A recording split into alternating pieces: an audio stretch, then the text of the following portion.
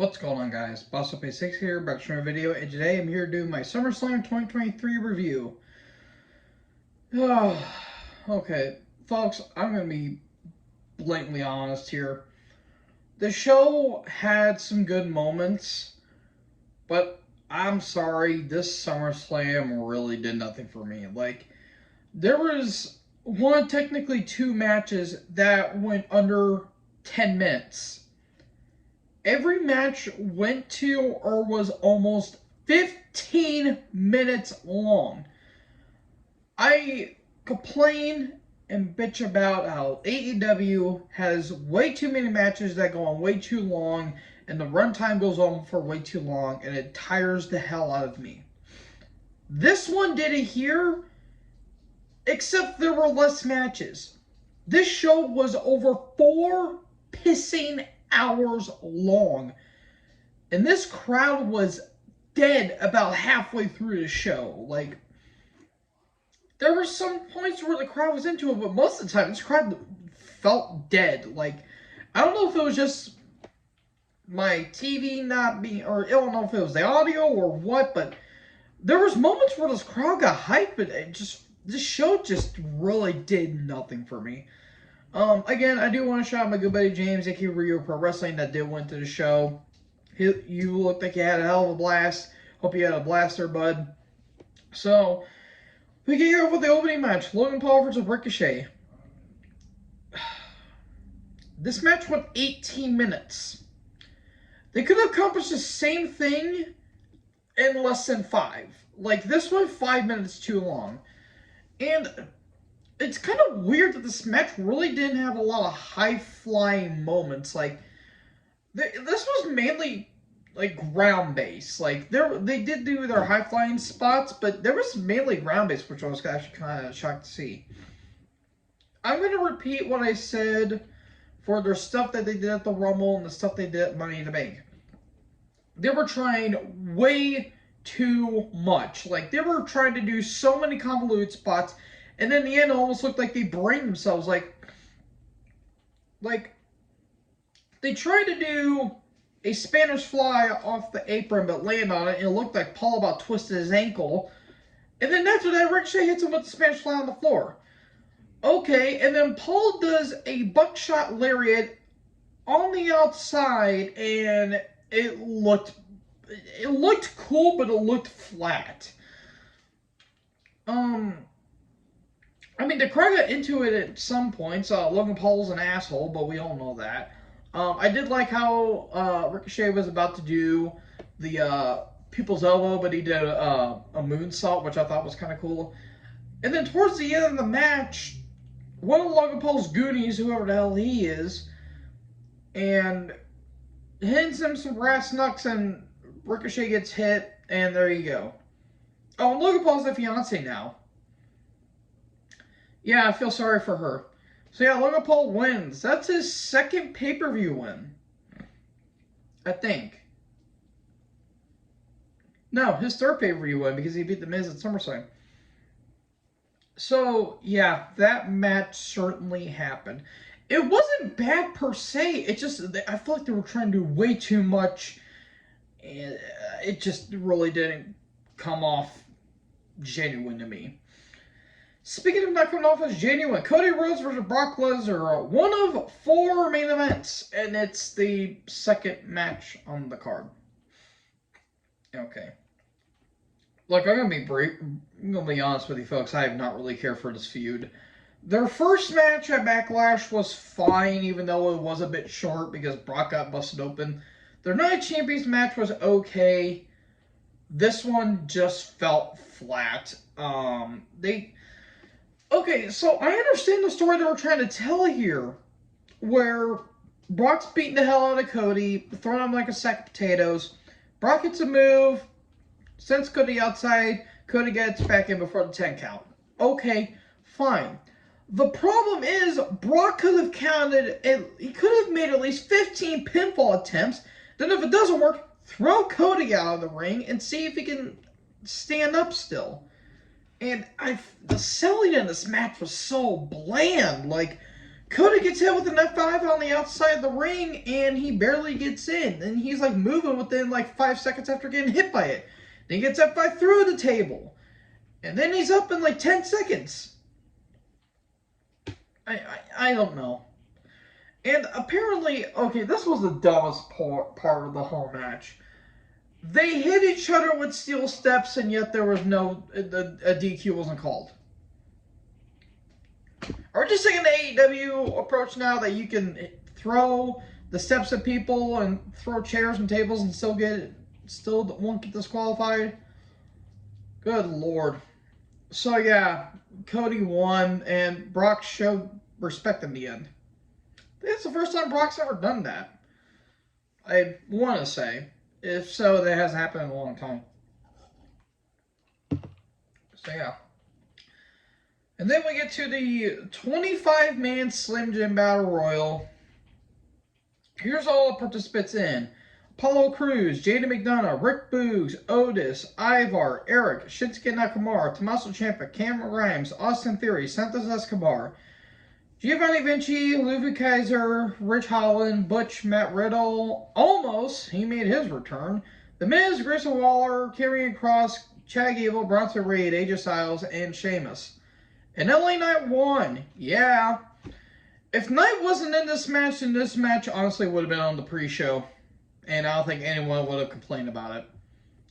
So yeah, LA Knight won. Please give him the U.S. title and actually make the U.S. title at least relevant for once. Anyways, we get Shayna versus Ronda in an MMA rules match. Oh, sweet Jesus Christ. I hate to dump on this match, but I'm sorry, this is one of the worst SummerSlam matches I've ever seen.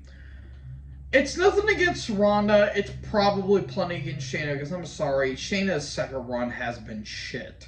She has done nothing. Like, when they gave her the title, no one cared. Legit, no one cared when she came back. Okay, she got a cool pop at the Rumble, but then afterwards, it's just been a snowball effect down a hill, and it has not recovered ever since. I mean, granted, they did it in under about 8 minutes, but good God almighty, this match was a slog to get through. Like, there were people chanting boring. There were people going to the bathrooms, going to concession stands. Like, people were not giving this match any shit. And honestly, who can really blame them? And Shayna wins in the most anticlimactic fashion. And if that's the end for Ronda, then good riddance in all honesty. I'm sorry. I really do not care about Ronda anymore. If she wanted to put over her friend, then good for her. I like Shayna, I really do. They should have utilized her a lot better. But good God, this was just terrible. This was atrocious. And then we get to one of the highlights of this match, of the show. Gunther versus McIntyre for the IC title. I'm going to say this right here, right now. This is the best IC title match since... I'm willing to go as far as to say probably Bulldog and Brett from 92. Like, from a physical standpoint, it's the stiffest match, IC title match in SummerSlam history. Like, good Lord almighty, this was brutal. Now, I will say the Mania triple threat with Sheamus being involved, I think was better here. I feel like this match could have been given maybe a few more minutes. Like, you could have cut a couple minutes off of, like, Paul and Ricochet and take a few minutes off of Brock and Cody and add a little more to this match. This match could have honestly went 20 minutes and I wouldn't have complained because this was a stiff fest from start to finish. And I like the finish too because they did make Drew look weak. Drew gets crushed on the top rope. Splash, lariat, powerbomb. Gunther retains. He's probably going to beat the record because after Payback, the record's going to be broken. I hope to God that he beats that record because honestly, if he ain't breaking it, then it's never going to be broken. So, yeah, hell of a match. I really, really dug this match, and it's the match of the night in my opinion. Then we get to a match that on paper should have been good. And then it happened. Seth freaking Rollins versus Finn Balor for the World Heavyweight Championship. Okay, I understand the story they're telling here. What's, Finn's getting his revenge 7 years later because of the whole Universal title debacle, and Seth inadvertently popping Finn's shoulder out of its socket. I understand the story they're telling here. This match didn't click. I felt like half this match was like going in slow mo. Like I like both these guys. I love Seth and I love Finn, and they've had way better matches than this. It's just like there were some okay moments, but I don't know. Like, okay, Seth coming out with the green shirt he was wearing, that was a cool throwback. But like 90% of this match was just Finn working on Seth's arm, and yeah, I felt like it went a couple minutes too long in my opinion. It could have went probably 15 minutes if I'm gonna be honest. And then the Judgment Day show up, and oh boy, it was so overbooked. It was like WCW 2000 levels of overbooked. So Priest comes down with the briefcase, then Rhea and Dom show up, and then Priest is doing some stuff with the briefcase, and then Finn almost won, then Seth almost won, and then Priest puts the briefcase near Finn. Finn goes to grab it. He gets hit with a stomp, and Rollins wins. And then Priest gave one of the funniest facial reactions I've seen in a while. I've actually saved it on my phone. And okay, that was funny. The match itself could have been a lot better, but just the pacing just felt off. So, yeah, it could have been way better in my opinion. And then we get to Bianca Belair versus Asuka versus Charlotte Flair, triple threat for the WWE Women's Championship. The longest women's match in SummerSlam history almost went 21 minutes. This should have went probably 15. This went 5 minutes too long. Because there were some good moments in this match. This crowd did not give a shit. People say the crowd sucked. I think they were just whooped after the Seth match and after the Gunther match, because this is where the crowd was starting to get tired by this point. And yeah, we were already in the 4 hours by this point.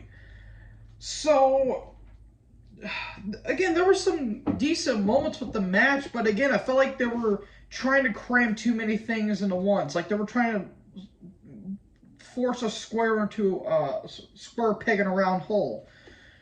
So at one point, Bianca takes a brutal bump on the outside. It looked like her knee actually got hurt, but it turns out it was just a work.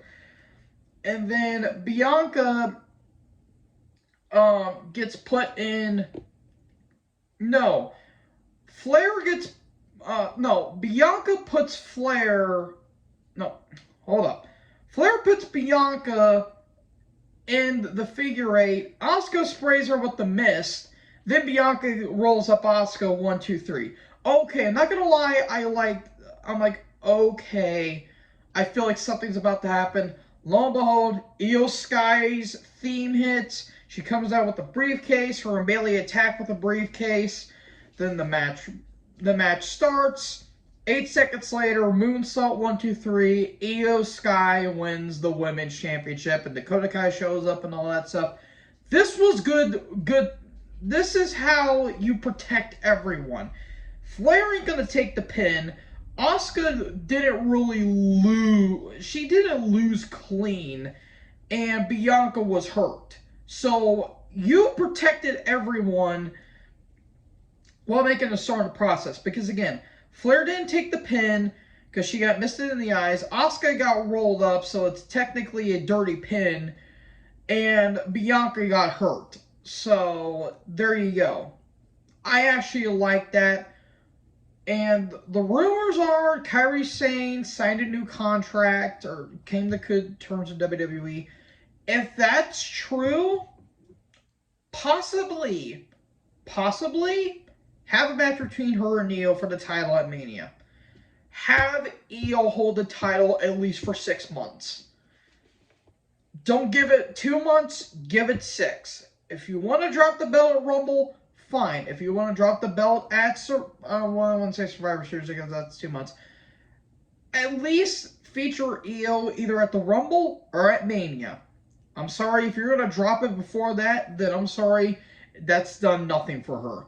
Because they've been her main roster debut's been pretty dodgy, but she's been doing fine for what's been going. So yeah, I thought this was good. Her cash-in was great. It woke the crowd up.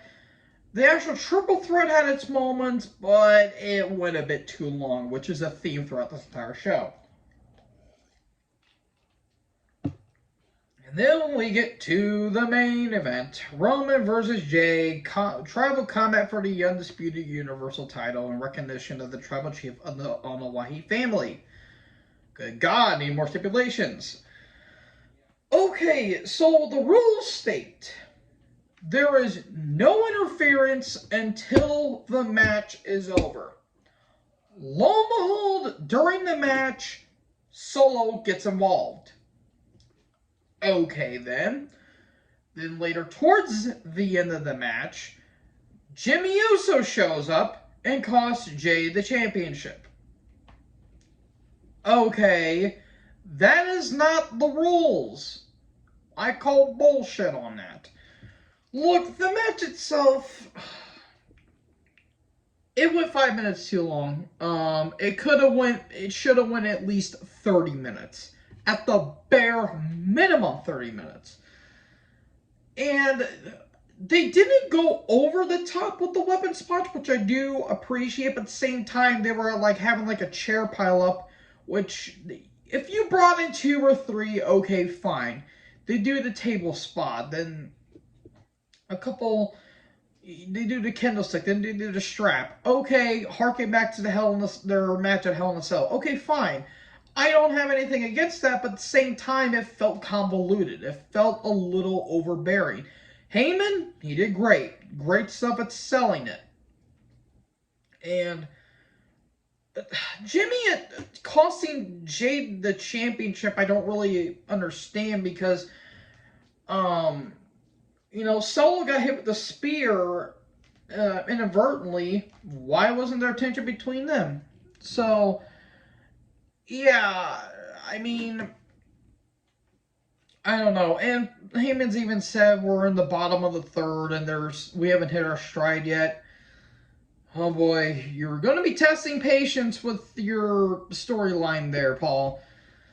So yeah, SummerSlam, it wasn't the worst SummerSlam ever, but it could have been a lot better, and that's all I'll have to say. So, folks, what did you think about this? What did you think about SummerSlam? If you guys watched it, let me know in the comment section below. Make sure you guys leave a like, leave a comment, tap that big red subscribe button, and tap the bell so when I upload, you guys will be notified. Thank you guys so much for watching this video. Most importantly, join the herd. Talk to you next video. Peace out.